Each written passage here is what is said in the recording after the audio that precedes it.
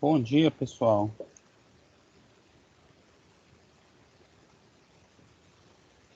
Estão me vendo? Estão me ouvindo? Bom dia. Tudo bem com vocês? Queria agradecer a presença de vocês. Vamos aguardar mais uns minutinhos para a gente começar a nossa atividade.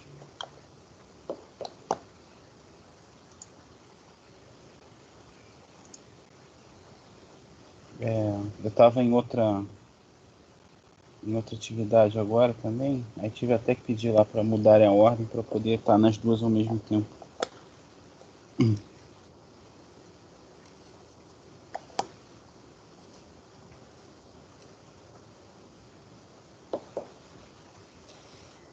O meu nome é Márcia Costa, eu sou a monitora da reunião e eu vou estar aqui auxiliando vocês porque vocês precisarem, tá?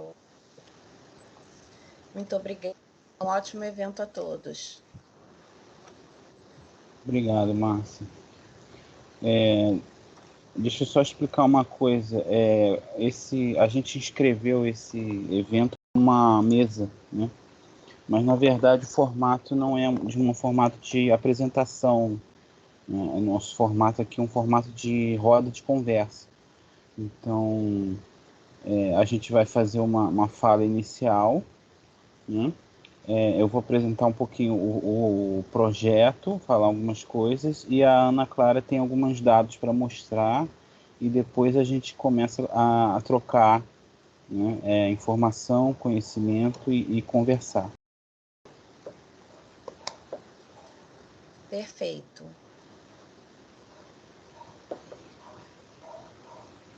O que você acha, Clara? A gente espera mais uns 2 minutos, que o pessoal está ingressando. Vamos esperar uns 2, 3 minutinhos. Tá bom. Só pra perguntar, o meu áudio tá bom, tudo direitinho? Tá sim. Ok.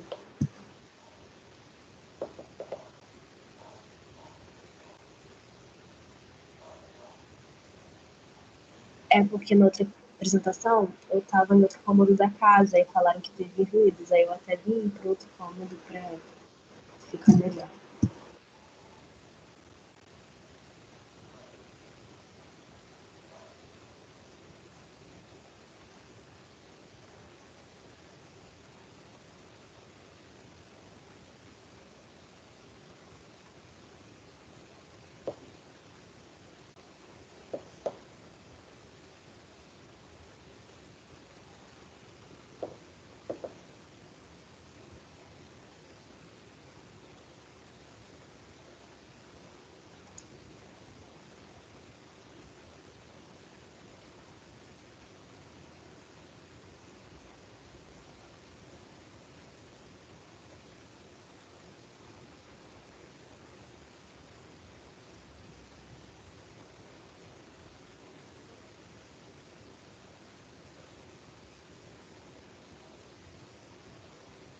Bom, antes da gente começar, eu queria agradecer, né, a presença de todos e todas. Dizer que é um desafio para a gente, né, adaptar as nossas rotinas, tanto de estudo como de trabalho e de apresentação, né, também de dinâmica esse tipo de dinâmica para uma formato virtual, né, um formato aqui à distância, que está sendo um desafio para todo mundo. Então, já de antemão, a gente pede desculpa aí por algum eventual desacerto, né, adaptação nesse novo formato aí que todos nós estamos vivendo. Temos 21 pessoas. Acho que a gente já pode começar falando alguma coisa.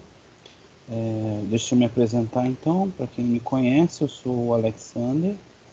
Eu sou professor de Sociologia da Unidade Nova Iguaçu e coordeno um projeto chamado Direitos Humanos e Educação, aprofundando um debate necessário.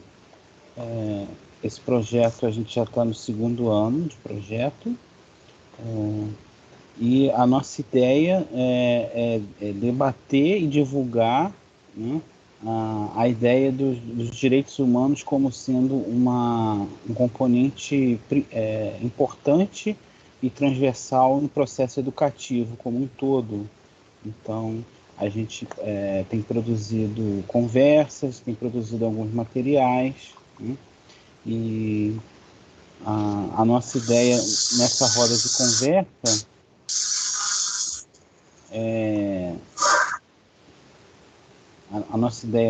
de conversa é falar especificamente sobre como está sendo a experiência, né, de educação em direitos humanos no contexto da pandemia.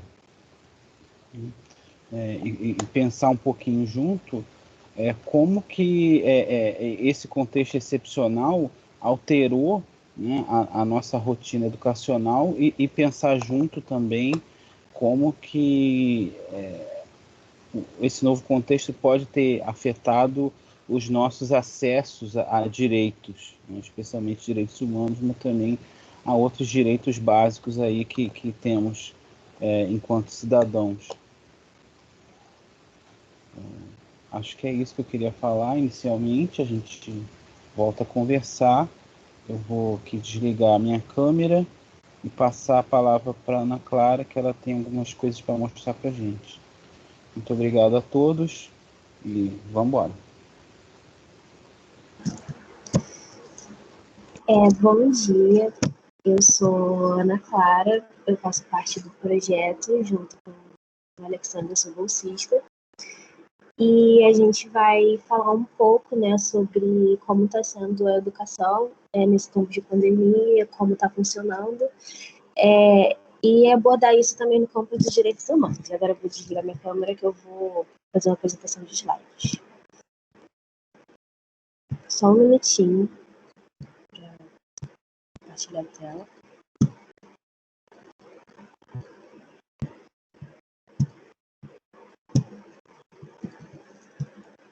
Estão vendo a minha tela? Sim.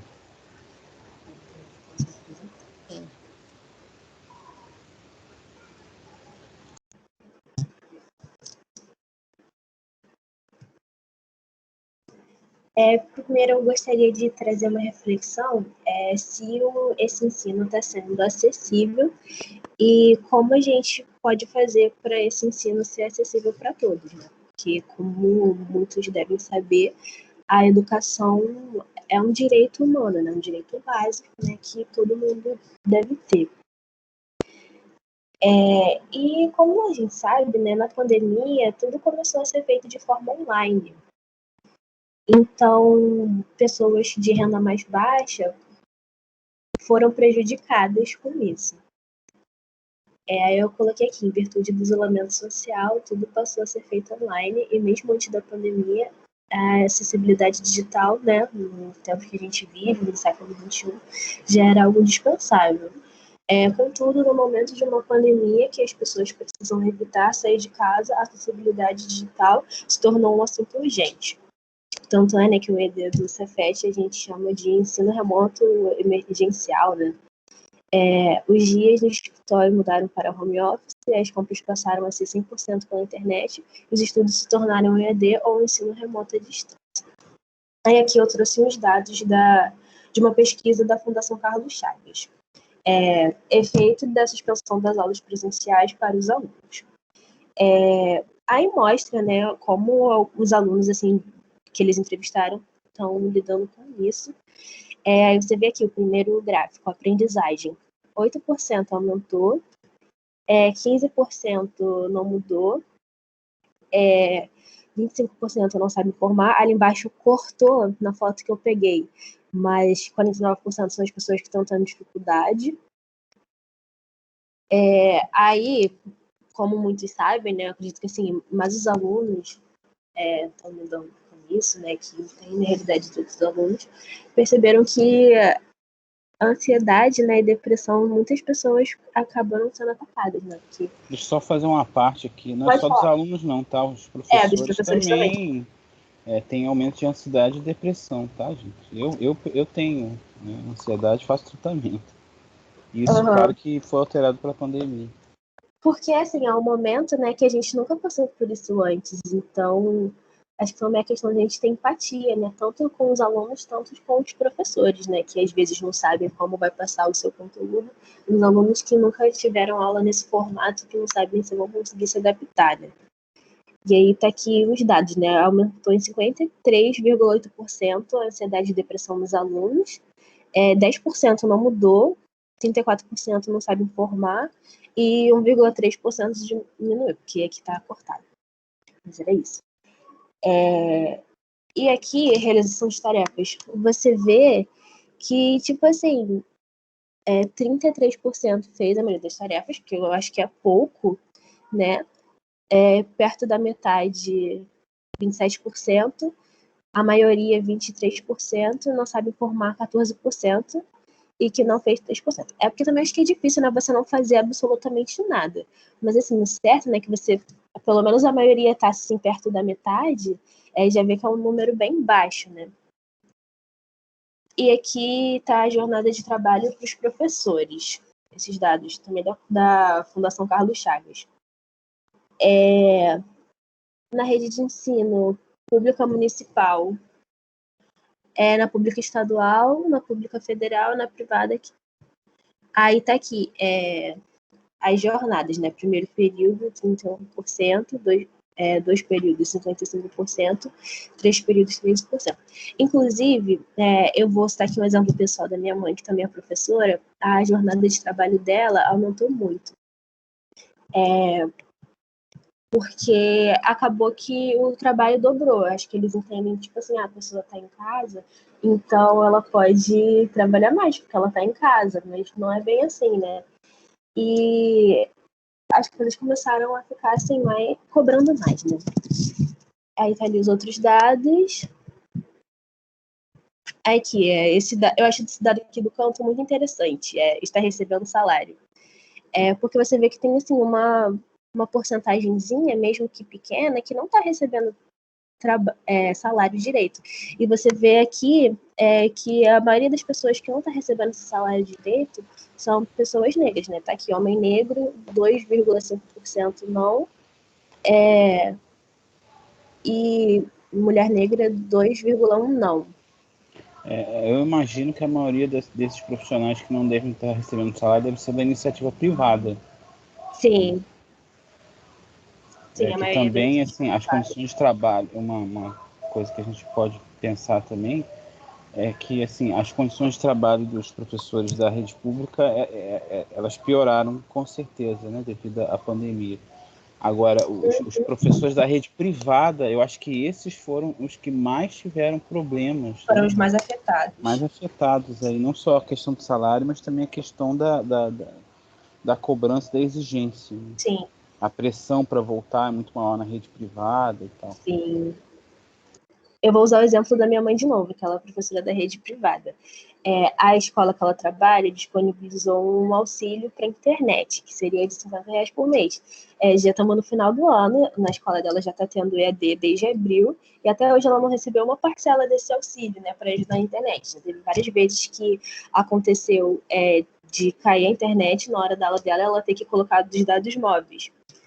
Então, também é um pouco daquilo, né, de prometer e acabar não fazendo, né, essa questão. Assim. Aí agora eu vou mostrar outros dados do IBGE, que eu não sei se a letra tá grande, mas eu vou ler aqui. IBGE. Aliás, esses dados são do mês de julho. IBGE, cerca de 45,3 milhões de pessoas de 6 a 29 anos de idade frequentavam escola ou universidade no mês de julho, o equivalente a 58,7% da população nessa faixa etária.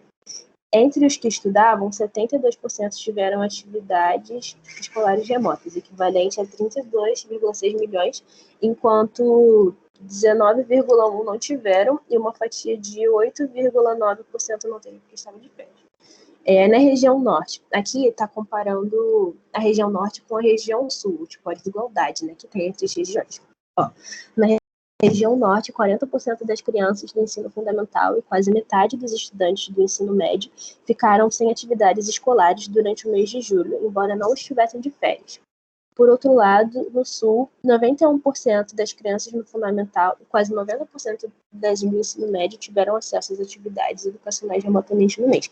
Ou seja, praticamente a maioria das crianças, né, praticamente não, a maioria das crianças, né, e adolescentes da região Sul puderam realizar suas atividades normalmente. E já na região Norte, 40% não pôde, enquanto, né, no Sul só 10% ficou de fora, o que ainda assim é bom ser trabalhado, mas para você ver assim, a diferença, né, com a região Norte.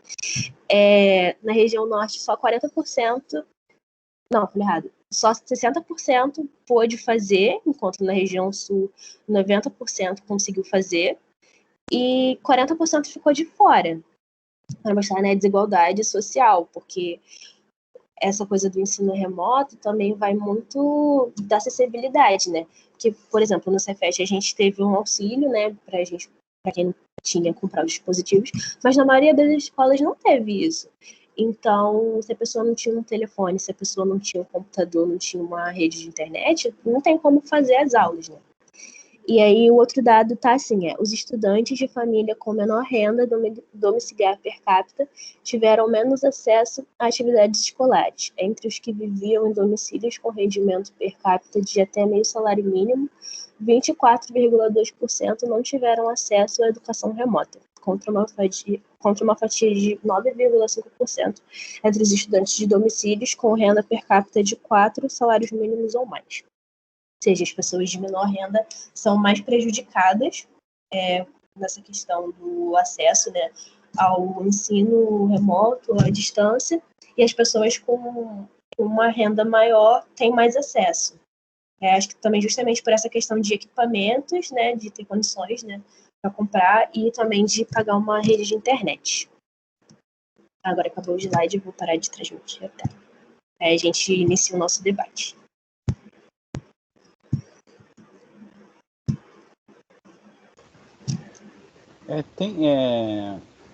Teve um outro projeto que levantou alguns dados também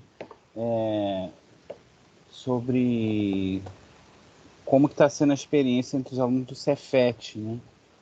Se eu não me engano, eu acho que o Richard participa desse projeto. Não sei se ele podia lembrar alguns dados. Richard, está me ouvindo? Sim, professor. Você lembra de alguns dados lá que vocês mostraram na apresentação sobre o acesso, como é que está sendo a experiência? Você pode falar um pouquinho disso? Então, eu lembro de alguns feedbacks. A gente fez a pesquisa, né, no nosso campo, do campo de Nova Iguaçu, e, a gente teve 52 feedbacks e 93 respostas, se eu não me engano, alguma coisa assim. E nenhum feedback acabou sendo positivo, muita gente falando que caso descobrisse que tivesse o EAD antes, não iria entrar no Cefet, muita gente falando em questão de desistir da matrícula, esse tipo de coisa. E muita gente estava com dificuldade justamente por não ter a experiência de já ter estudado online no antigo colégio, esse tipo de coisa. Então, a dificuldade não é só do aluno, como vocês disseram, mas acaba sendo, digamos, maior para a gente, assim.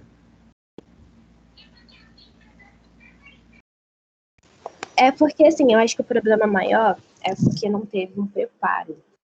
Simplesmente, acho que todas as escolas, assim, né? Porque foi uma coisa, assim, muito urgente, muito emergencial. Então, não teve um preparo, né? Porque antes da pandemia, as pessoas que trabalhavam com a modalidade EAD, elas faziam cursos, ou então tinham um preparo, né? Mas como todo mundo teve que recorrer ao EAD, acabou não tendo preparo e gerando, né, agravando mais essas dificuldades.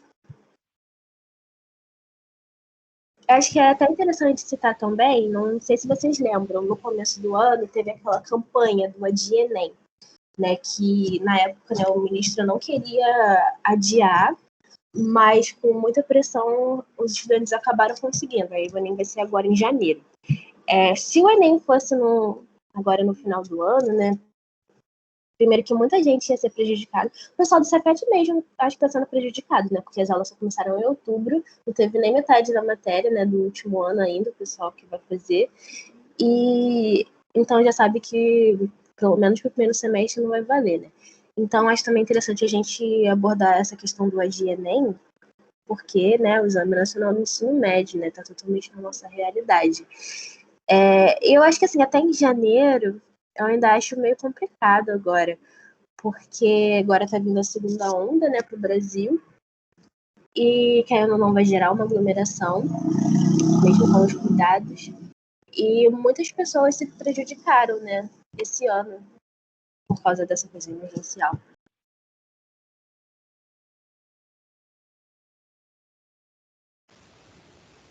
Sim, né? E isso é reflexo direto do acesso, né, às pessoas à educação, né? Como que essa situação como um todo, ela prejudica, né, o acesso, e o interessante é a gente notar que esse acesso ele é prejudicado não igualmente, né? A pandemia ela não atinge todo mundo de forma igual, né?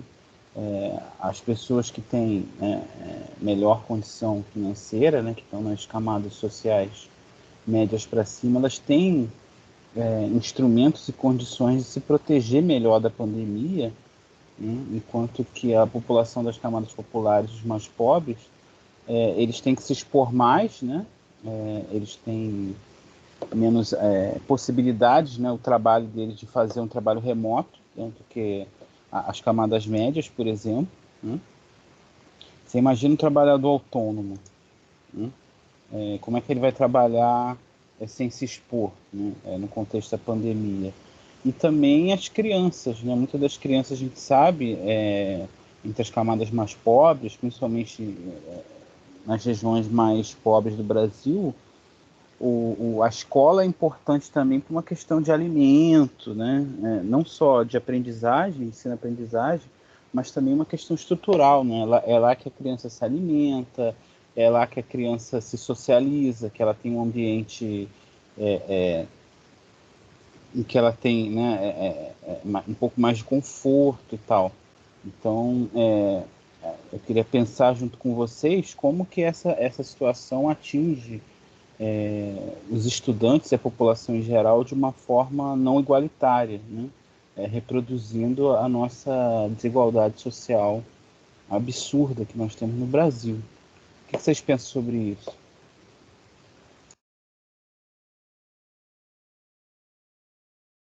Eu acho que, assim, com a pandemia vai ficar muito mais claro o déficit, né, na educação, porque tem muitas pessoas que estão só, tipo, fazendo atividade, copiando na internet, e não estão absorvendo como provavelmente absorveriam no ensino normal, né, se não tivesse pandemia.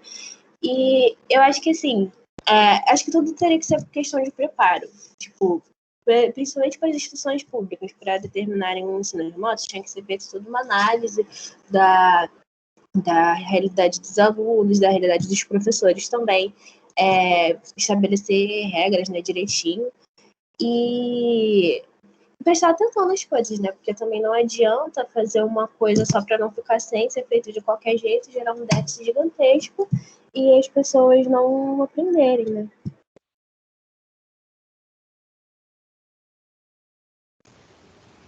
Alguém quer compartilhar com a gente a experiência pessoal, como é que está sendo, as dificuldades? Esse é um espaço para isso, gente.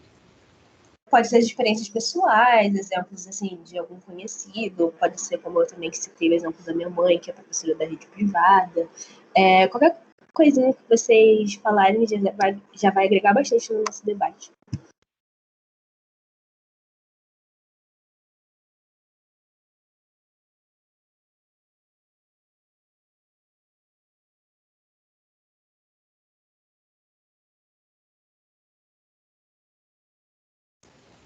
Pode falar, pessoal. Fiquem acanhados, não. Se ficar com vergonha de falar, pode digitar no chat, que não tem problema.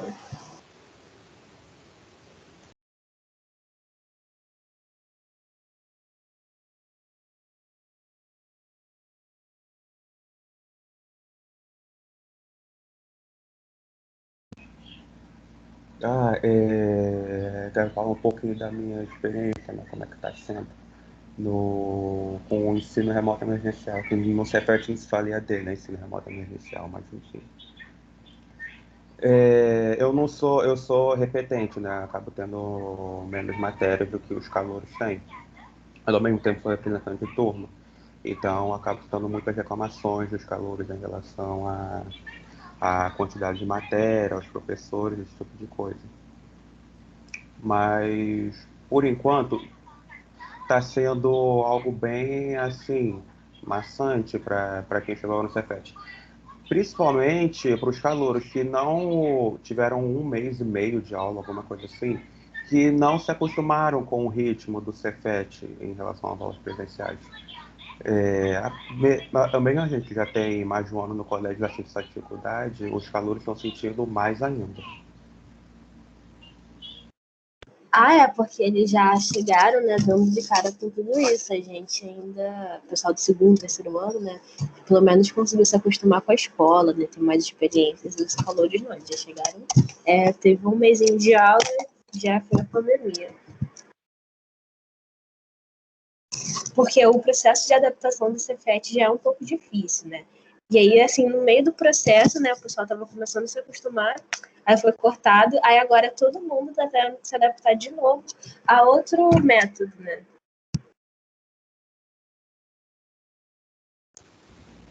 Muita sorte a deles, chegaram no ano ótimo no Cefet.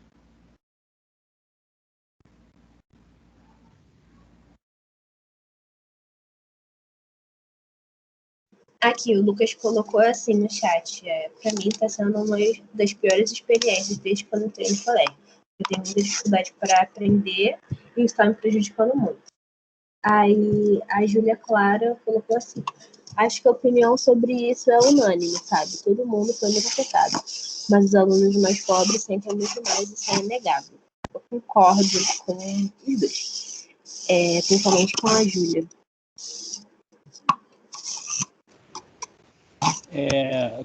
Alguém sabe como é que tá, vocês têm... alguém comentou com vocês, ou experiência própria, se o Cefet efetivamente conseguiu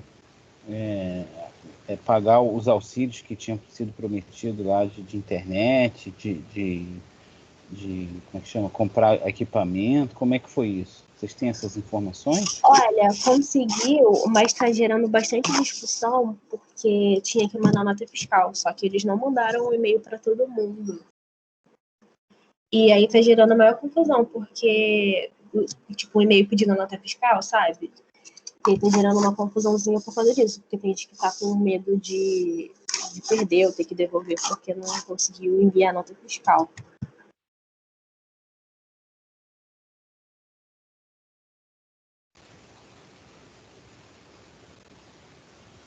E como é que está sendo a experiência de ensino-aprendizagem? Como é que está sendo a experiência didática de vocês? Aqui a Stephanie colocou assim, eu tenho tido dificuldade porque tenho que conciliar o ensino remoto com os meus afazeres de casa. Eu sou responsável pelo meu irmão, porque meus pais trabalham e também e meu irmão está tendo idade também. É a realidade de muita gente, né? Porque eu mesma me incluo nisso. Que eu tenho que ajudar a minha irmã com o dever de casa dela, tenho que fazer as coisas de casa. Aí também tenho muito aquilo do ambiente de estudo, né? Porque na escola, querendo ou não, a gente tem a vantagem de a gente poder ir para a biblioteca, estudar, ou dormir mais cedo. Em casa, não.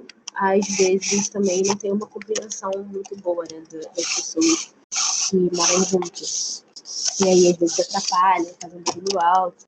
O pessoal que tem dificuldade de se concentrar, acho que é pior, né? Porque qualquer barulhinho, assim, você se distrai. Fora que em casa também, eu acho que é mais fácil de se distrair, né? De manter uma concentração. Principalmente quando é aula ao vivo. Eu acho que, às vezes, quando é atividade assíncrona, às vezes até dá. A pessoa faz uma pausa, volta. Agora, na aula ao vivo, não tem como dar pausa, né?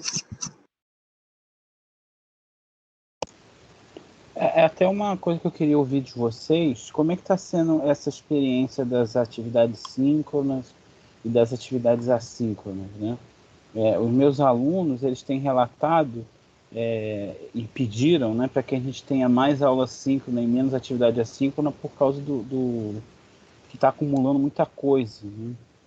Queria que vocês falassem um pouquinho sobre essa experiência, como é que está sendo para vocês. Aqui, a Thaisa colocou assim no chat. Eu acho que o ensino remoto se tornou pior do que o presencial também pela parte da cobrança. Sinto que ficou bem pior apesar de não ter tanta prova, etc. Conciliar isso com outros cursos e afazeres tem sido bem problemático. Sobre essa questão das atividades assíncronas, que, tipo assim, pelo menos nas primeiras semanas, começaram a mandar muitas coisas e isso foi acumulando. E aí, quando é uma coisa assim, síncrona mesmo, às vezes alguma pessoa acaba tendo desvantagem pelo fato assim da conexão e tal, mas acaba sendo mais simples porque se for tipo muita atividade assíncrona acaba acumulando e às vezes não dá tempo de fazer tudo. Porque, tipo assim, às vezes o professor não passa uma atividade que seja de nível difícil, assim, de fazer, só que é trabalhoso, né? Então, pelo fato de acabar sendo trabalhoso, acaba sendo difícil, e aí, junto com outros professores que passaram trabalhos ou atividades do mesmo jeito, e aí acaba ficando muita coisa para fazer. E as pessoas sempre deixam alguma coisa sem fazer. E aí isso, né, aumenta a ansiedade, essas coisas. Aí tem pessoas que têm ansiedade que acabam procrastinando. Aí tem pessoas que acabam ficando ansiosas e querem fazer tudo, não param, acabam afetando a saúde, né, mesmo. Aí a Patrícia colocou assim no chat, a quantidade de trabalho que os professores passaram na semana de teste foi surreal. Pensando o quanto eles vão passar normalmente. Isso tem complicado as coisas, mas até que para mim tem sido. Porque também tem aquela questão, né, da realidade de cada um. Tem pessoas que têm mais facilidade de fazer, assim, as coisas, tem pessoas que têm mais dificuldade. E tem que ser uma coisa que seja mais igualitária, né, para as pessoas. Porque não adianta também uma pessoa que tem mais facilidade se sentir confortável e as pessoas que têm mais dificuldade ficarem desesperadas.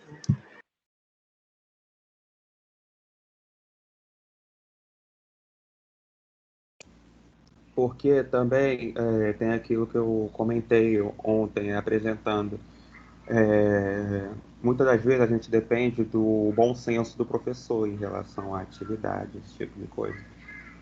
Tanto que tem um professor meu do técnico que ele, ao mesmo tempo que dá muita matéria pra gente, e por a gente não saber muito mexer ainda no Teams, isso não só quem é calor, que a gente não usava essa plataforma no passado. Não sei se nos outros anos usava, mas começou a usar só no ensino remoto emergencial mesmo. Ele acaba passando exercícios em lugares do Teams, ele não, em outros lugares do Teams, na verdade, sem ser as tarefas, acaba não avisando que passou, aí acaba dando bronca na gente. Isso dificulta muito a nossa aprendizagem. Eu acho que assim, tem que haver um diálogo para que haja um consenso entre os alunos e os professores. Porque, assim, pela minha experiência pessoal, ao mesmo tempo que tem professores que estão sendo compreensivos, tem professores que não estão sendo, e vice-versa, sabe? Então, acho que tem que ter um consenso, né? E cada um ter uma empatia com o outro, respeitar ambas as partes. Porque, ao mesmo tempo que eu sei que tem professores que ficam ansiosos, que não sabem, né? Que ficam passando, ficam achando se o aluno vai entender, se não vai conseguir. Tem professores que só estão passando e só querem que você faça. Só que tem que ter aquela empatia, né? De que tem pessoas que estão sofrendo, né? Com perda de familiares, né? Por causa do Covid-19. Tem pessoas que não tiveram essa experiência, né, de perder um ente querido, mas estão com dificuldade, né, nessa questão da saúde mental, né, de não poder ficar saindo. E acho que tem que ter empatia, né, de ambas as partes e também ter um diálogo, né, com a coordenação, que a gente tem no SAPED, e os professores respeitarem o SAPED, né, porque eu acho que o SAPED está sendo até bem compreensivo com a gente. Só que tem professores que ainda passam por cima da ordem do SAPED. E os alunos também não podem avacalhar, né.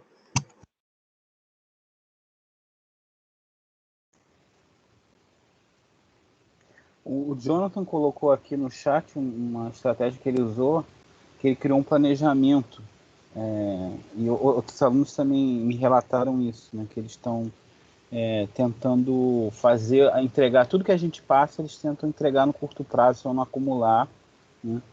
E está dando certo para ele, embora seja cansativo, né? Então, eu acho que também cabe, acho que essa questão da empatia é fundamental, né? Eu falo enquanto professor, né? É tentar ouvir as demandas dos alunos e tentar agregar essas demandas o máximo possível, né? Mas acho que também é importante a gente criar planejamentos, né? E, claro, cada um sabe como é que dá certo, né? Como é que funciona melhor, e criar um planejamento específico para esses tempos aí de pandemia.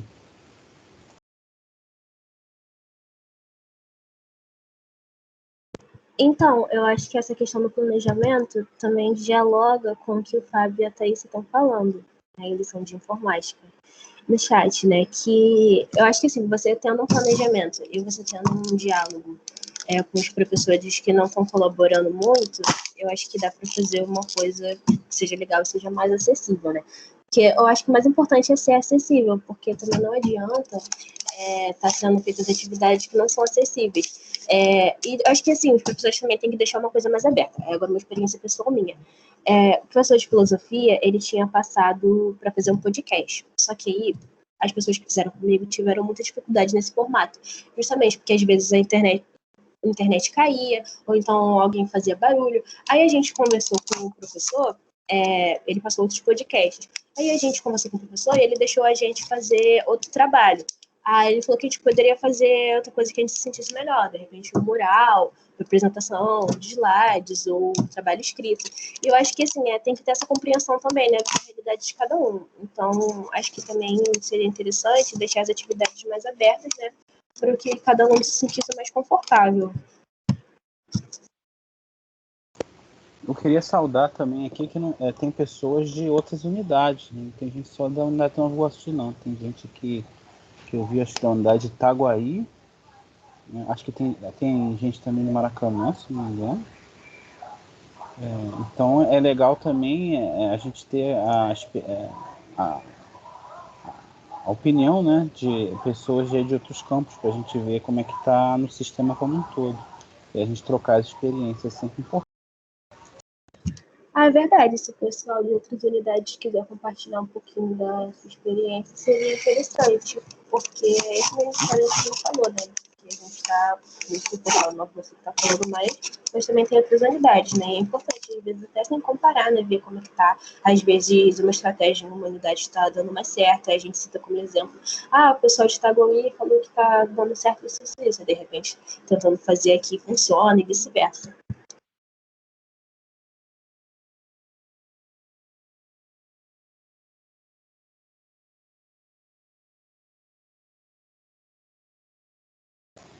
Aí tem um relato aí de que a turma conversou com o professor e ele não fez nada diferente. Tô rindo, mas Sim, eu sou da turma da Stephanie, realmente isso aconteceu.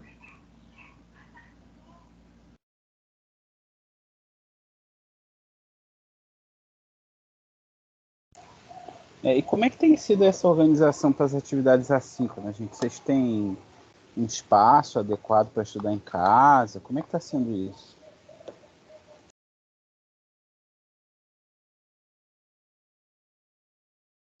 Tipo assim, na minha experiência pessoal, eu até tenho um espaço.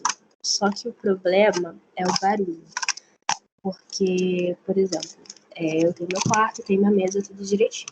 Só que aí a porta do meu quarto, por exemplo, já não fecha. Aí eu tenho uma pequena, tenho animais, e sempre é um barulho, né, que desconcentra.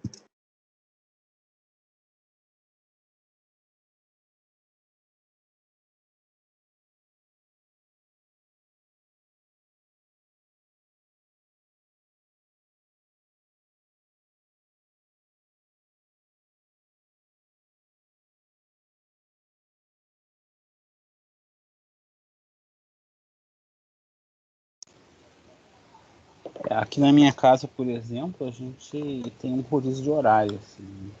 Por exemplo, os meus filhos, eles estudam de manhã, de tarde e tal.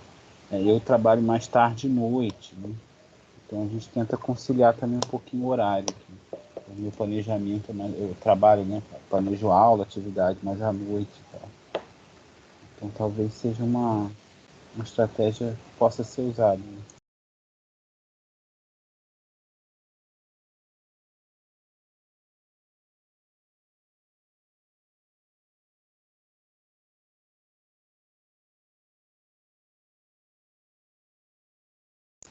Essa questão, né, de não ter mesa, não ter quadro e tal, não ter um lugar, isso é bastante chato também, né?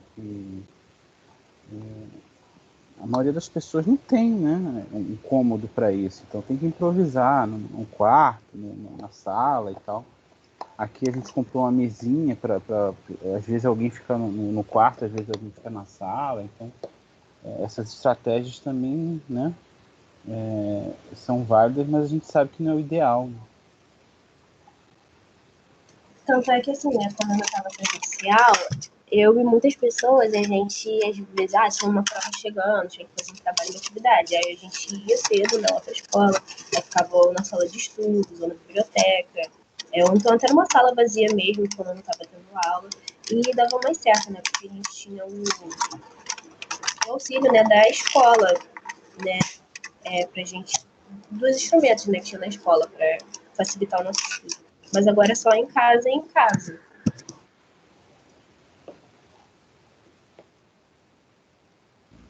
Então, é porque tem justamente aquilo, né?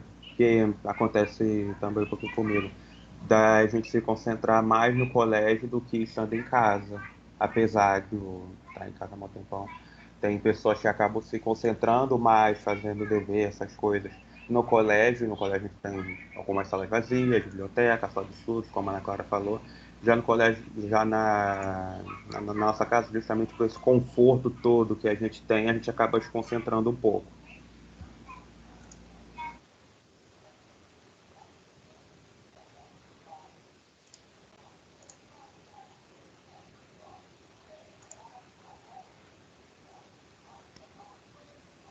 Eu acho que essa questão da concentração e do espaço é um desafio, né, para muitos de nós.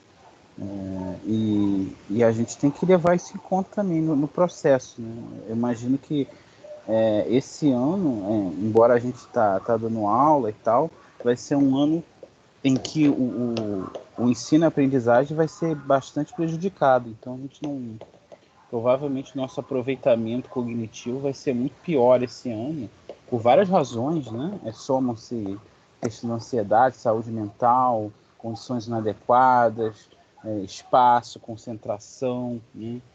A quebra de rotina. Então, eu acho que isso vai ter um custo para todo mundo, para todos nós, daqui a algum tempo, né? Esse ano aí está sendo bastante complicado do ponto de vista do futuro também. Então, é uma coisa que a gente tem que pensar com muito cuidado.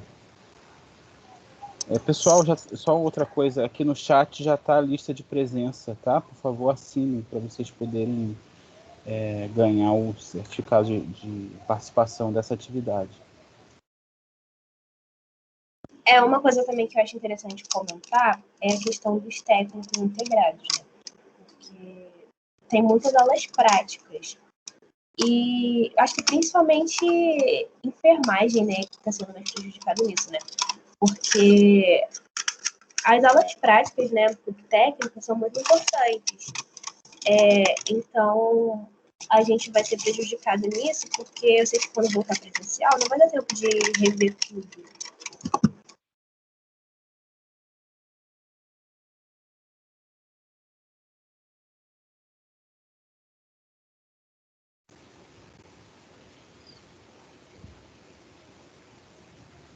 Pessoal, e a questão da saúde mental? Como é que está sendo a experiência para vocês? Vocês estão tendo algum tipo de auxílio, né, de algum lugar para lidar com isso?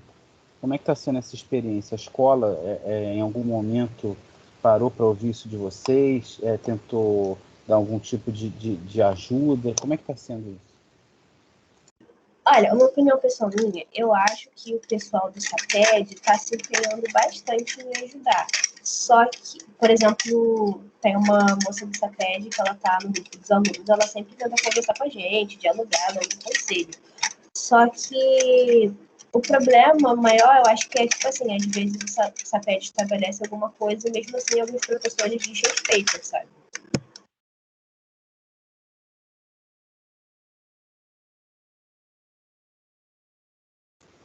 O que mais, gente? Que outros relatos vocês podem dar pra gente em relação a isso? Teve no começo da quarentena, a psicóloga do Cefet, né, a doutora Daniele, ela entrou em contato com os alunos através da Cefet, se eu não me engano. Chegou a mandar formulário para a gente, perguntando como é que estava a nossa saúde mental em relação à quarentena, esse tipo de coisa, mas ficou por isso mesmo. Depois ela nunca mais não apresentou os dados do, do formulário, esse tipo de coisa, só ficou por isso mesmo.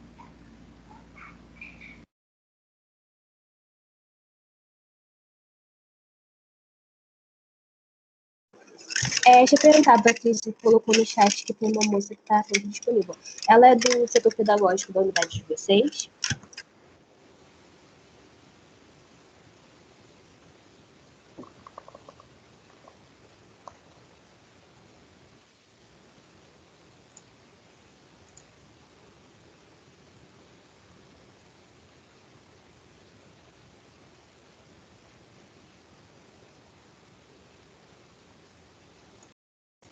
O pessoal está relatando aqui, né? Alguns estão dizendo que a experiência está sendo péssima, que não tem apoio nem da família, nem condição financeira para ter acesso à terapia. Outros falando aqui que ficou abalado, ainda mais por causa da incerteza do futuro. Isso também é uma questão importante, né? Essa questão da incerteza, a gente não sabe quando volta, em que condições vai voltar, né? Então isso tudo está sendo muito difícil, a dificuldade está sendo maior, né? Alguém relatou aqui, o Fábio, que tem um professor que ele está sendo quase um terapeuta, no caso da informática, Nova Iguaçu, né, no caso. O que mais, gente?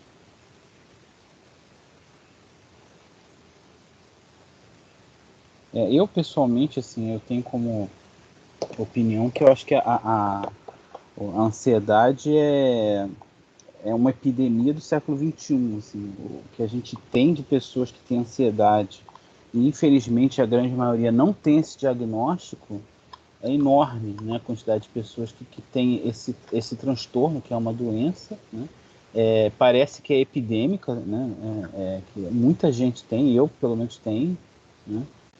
Pessoas da minha família têm, né? E isso tem a ver com a nossa experiência com uma hipótese minha, com a pós-modernidade mesmo, né? Com essa era de incertezas, né? De que você não tem nada mais fixo, né? Tudo depende do contexto, tudo é muito incerto, né? Isso causa uma apreensão muito grande na gente, né? Essa questão da gente não sabe como é que vai ser as condições amanhã, e o contexto da pandemia acho que potencializou isso também.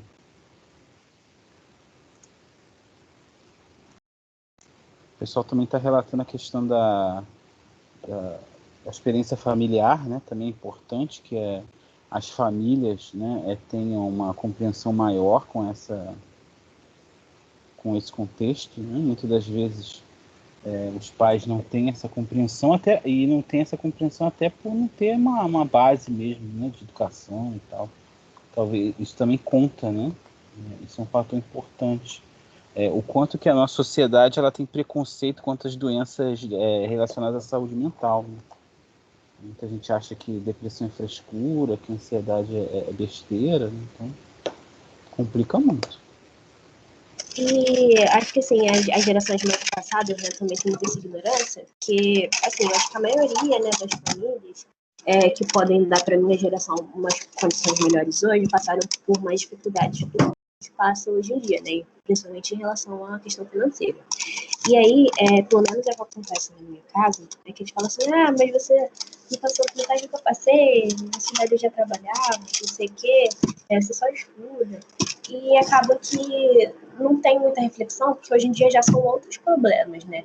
Já são outros tipos de conflitos, né, que as pessoas mais novas passam. Às vezes, não tanto em relação a condições financeiras, né, mas às vezes nas relações assim, parasociais, né. Então, acaba tendo uma ignorância mesmo, né. E aí, o pessoal que já estava há meses parado, né, pelo menos no Cefet, nas redes privadas isso foi assim, mais imediato, né. Agora, assim, nas federais, o pessoal estava há meses parado, e aí, do nada, começou, né, a ter um ensino emergencial, e aí começaram muitas atividades de uma vez e bate aquele desespero, né? As pessoas que têm ansiedade, a ansiedade ataca, as pessoas que têm depressão, a depressão ataca, e não rola muito uma compreensão, assim, eu acredito que na maioria, pelo menos das pessoas que eu conheço, né? Pela parte da família, né? Que o pessoal fala, você só estuda, não sei o quê, estava parado, estava fazendo nada, só com preguiça. E não é bem assim, né, que funciona na mente.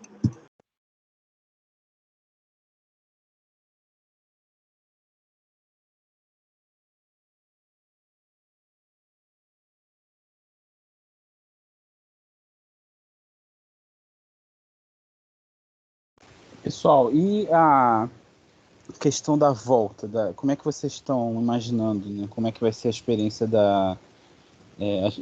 primeiro da incerteza, né? A gente não sabe quando a gente volta a ter o ensino regular presencial, e como é que vocês estão imaginando isso? Como é que vai ser essa transição? Qual a expectativa de vocês? Eu acho que vai demorar, porque se o ensino remoto já demorou para começar em relação às outras instituições, eu acredito que presencial vai demorar mais ainda. Mas eu só acho seguro que volte mediante uma vacina. Porque, principalmente agora, os casos já estavam começando a baixar, aí começaram a subir de novo. E enquanto não tiver uma vacina, vai ficar nessa incerteza, vai ficar baixando, diminuindo, aí no mês abaixa, no outro aumenta, e vai demorar, eu acho. Eu acho que, assim, pelo menos uns 6, 7 meses até normalizar, sendo otimista. O Fábio trouxe uma contribuição bastante importante. Vocês estão me ouvindo, gente? Deu uma falhadinha aqui para minha conexão. Tá.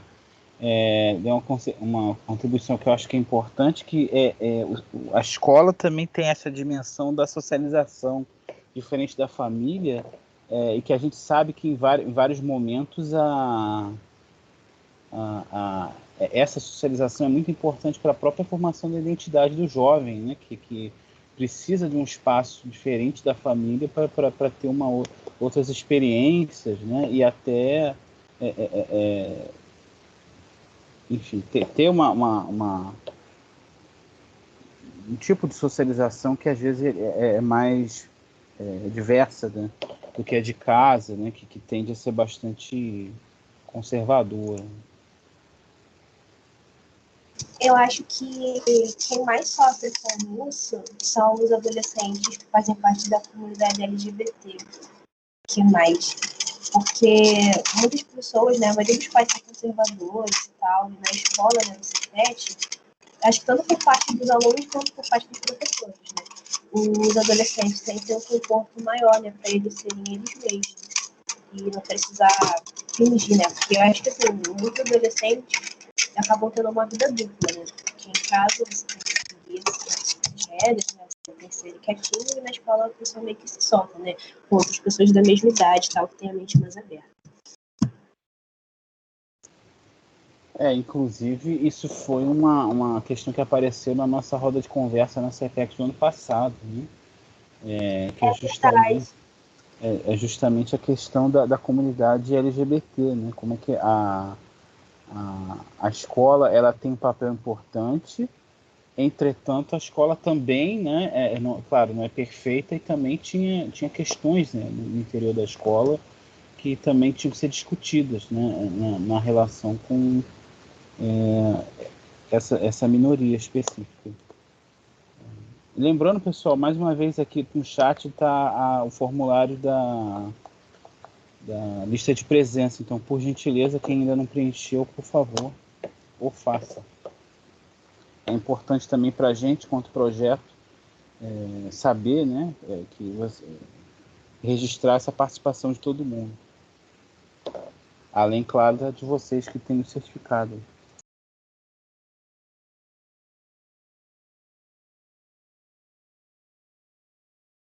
Eu acho que até fugindo um pouquinho, mas essa semana eu fiquei sabendo do caso de uma amiga minha, que ela estava assistindo uma palestra da FIPET sobre sexualidade, né?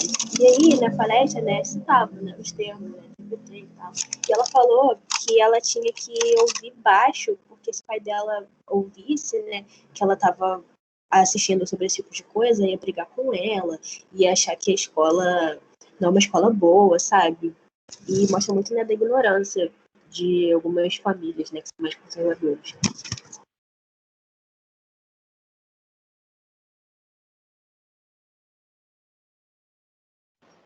Esse foi o meu caso também. Eu tive que mentir para minha mãe dizendo que eu estava assistindo outra palestra que era no mesmo horário e estava bem afastada de onde ela estava para não poder ter risco dela escutar ou de eu acabar falando pelo microfone e ela perceber que não era a palestra que eu tinha dito que estava assistindo.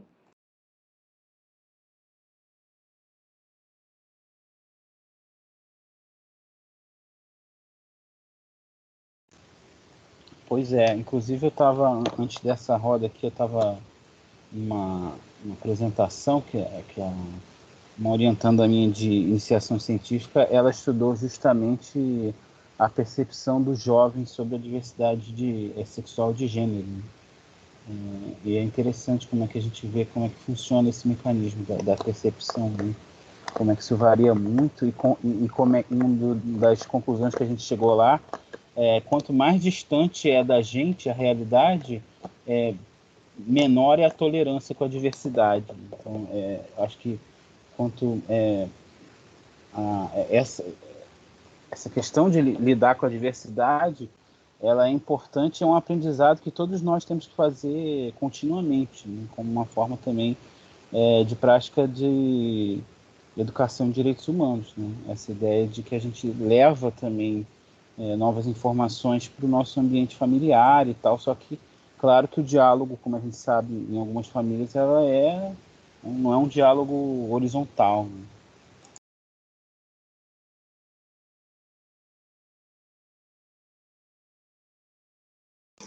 Né, porque a visão de direitos humanos, né, tem como principal objetivo, né, fazer que as pessoas entendam, né, a diversidade, né, para tentar diminuir um pouco a desigualdade, né. Quanto à desigualdade, não só de questão financeira, né, mas também, assim, de pensamento, né, para as pessoas respeitarem mais, né. Então, é importante ter esses debates para a escola.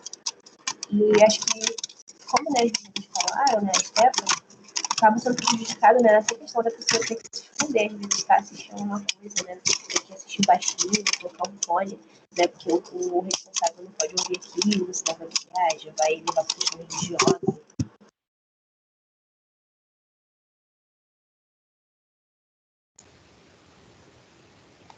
É isso, né, gente? Então a gente vê como é que a escola ela é o espaço da diversidade, né? E deve ser cada vez mais, né, o espaço da diversidade.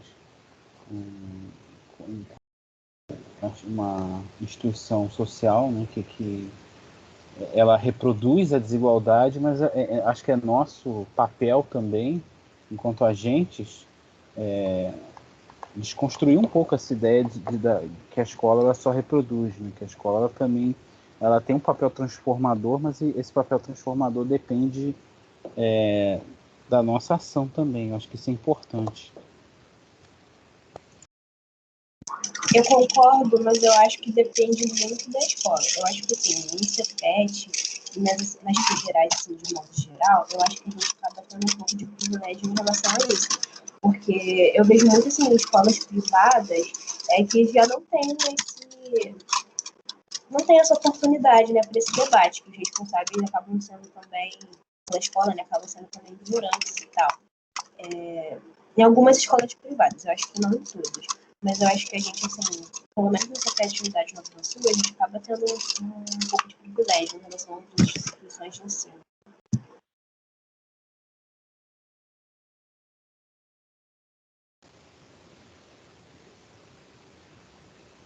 Pessoal, estamos chegando aqui ao final da nossa atividade. Então, alguém que gostaria de fazer um comentário final, deixar um feedback para a gente?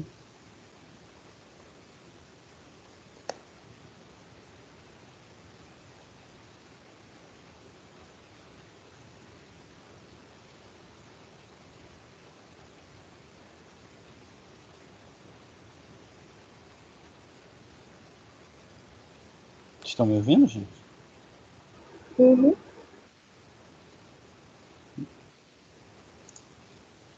A gente só espera que os professores acabam, digamos assim, ouvindo as nossas reclamações e melhorando o método de ensino. Não tem muito melhora, na verdade, né? Mas, a gente espera isso e obrigado pela oportunidade de debater, assim, que é muito bom. A gente não só vê o nosso lado dos alunos, né, mas também o dos professores. Então, né, aproveitando que o pessoal colocou ali no chat, né, a gente tem um Instagram e um Twitter, que é @educaçãoMDH, vou colocar aqui no chat o arroba, e vocês podem sugerir temas para a gente trabalhar. Eu escrevi errado, mas eu vou escrever de novo. A gente está com um projeto, né, de fazer lives e tal, e vocês podem sugerir temas para a gente trabalhar, pensar numa atividade assim, que seja participativa, e vocês podem sugerir para a gente trabalhar esses temas. Está sempre aberto. Botei aí o Eu acho que arroba... agora veio o arroba certo. Acho que a arroba não tinha vindo, agora veio. É que eu estava falando, digitando, eu escrevi errado. Tá. Então, é isso, pessoal. Sigam, procure a gente no Twitter e no Instagram. Eu acho que o Instagram é a rede que a gente posta mais. Queria agradecer a presença de todos e de todas. E é isso. Eu acho que o diálogo é uma forma importante da gente sempre estar melhorando a nossa experiência, né, na escola, e estar sempre aberto a mudar, né, a melhorar nossas práticas e a mudar. Eu acho que essa disposição ela é fundamental, e sempre enfatizando aí, né, a questão da educação como uma dimensão libertadora, né? Então, lembre-se que a educação ela precisa ser libertadora, porque senão nada mais é, né? Se a gente não... Qual é a citação do Paulo Freire aí, Ana, que a gente sempre usa? Quando a educação não é libertadora, o sonho do oprimido é se tornar o opressor. É isso, gente. Então, muito obrigado pela presença. Ficamos felizes. Sigam a gente lá nas redes sociais.